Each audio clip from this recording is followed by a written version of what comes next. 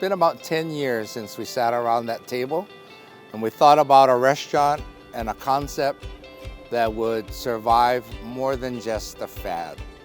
And we thought a restaurant that featured the cultures of the people that live here on Maui would be exactly the concept we were looking for.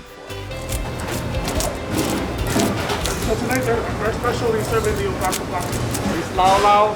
It only takes like about 10 minutes to steam and then they're on. We scale and we measure everything. I guess it's safe to say we're pretty good at math. So today we're working on different species of fish we have in Hawaii. So the first fish I broke down was ahi. Don't forget the wanaga, which is my favorite fish. It's easy for Ko to get blended into being a hotel restaurant. At the end of the day, Ko really stands alone, and so do the people that make up the dynamic. Having a team that have been born and raised in the islands, they're actually able to share what I believe is a truly authentic experience.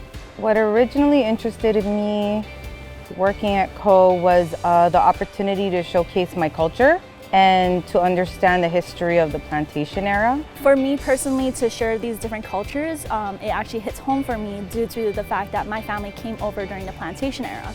I am born and raised here. My mom is Hawaiian, Chinese, and Portuguese, which is some of like the biggest influences. So I was lucky. I was part of the grand opening in 2012. I got hired March 1st. In November, it's going to be 7 years. I first started working at Ko a little under 10 years ago. I first started working at Ko 16 years ago with the hotel. 10, 11 years ago, back in 2011, 2010, and I started as a cook. And now I'm back here, as the executive chef for Ko. Hey Jeffrey, can you fire me a 5-piece ahi rock? 54 is fired. Macadamia nut monchong daily specials. One more pancit, seared scallops. Little history about us. Ko means sugarcane, plantation-inspired tradition. You got everything already over there, Chef? Yep.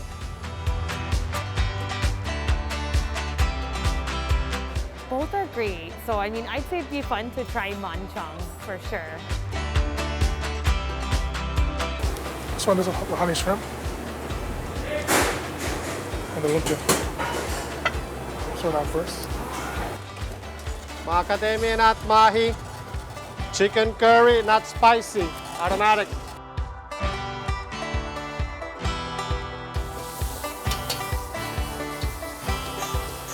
And how are the first few bites over here? We've both been good so far. Okay, good. Hey, Eris, can you find 92? Entree, please. 92? Yep. Macadamia nut mahi. Pancit par.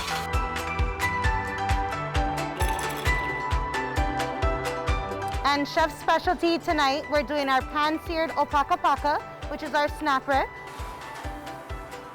So special.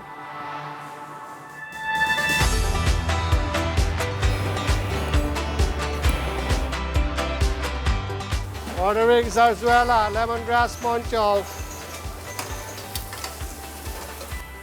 Can I take one ahi rock, please?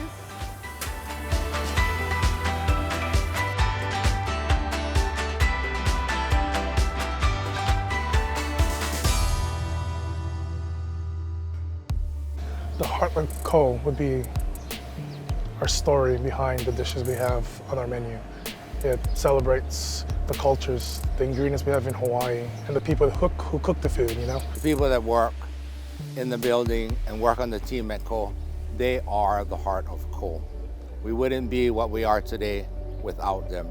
Their inspirations, their contributions, their thoughts, their efforts all count in my respect for where Ko has become today. Ko is what we grew up around. It's a family affair, it's how we were taught, what we do, and Ko represents cultures, tradition. It doesn't feel like a job.